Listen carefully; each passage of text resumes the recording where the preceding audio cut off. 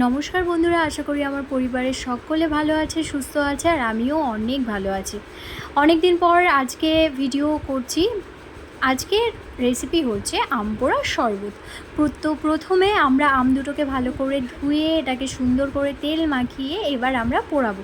যেহেতু আমাদের বাড়িতে কাঠের উনুনে রান্না হয় না, গ্যাসেই রান্না হয়, তো আজকে আমরা 3টে ইট পেতে যেরকম ছোটোবেলায় আমরা করতাম ঠিক তেমনভাবেই আজকে আম দুটোকে পোড়ানো হবে।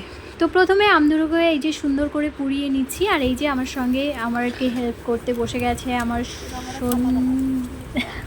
বোকা বুনু।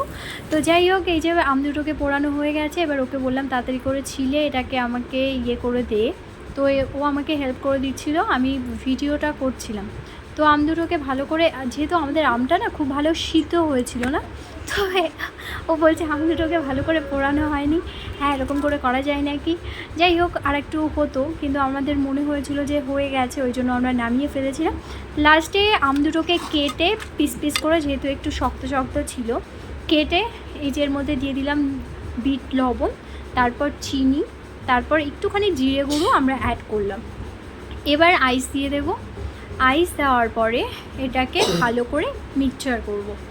এবার করার পরে এরপরে দেব হচ্ছে লঙ্কা গুঁড়ো, বিট লবণ, একটুখানি চিনি দেওয়ার পর এগুলো সব অ্যাড করে এই গ্লাসটাকে এর মধ্যে একটু ডেকোরেট করার জন্য এটাকে এরকমভাবে মানে মশলাগুলোকে গ্লাসের চারপাশ দিয়ে লাগিয়ে নিলাম।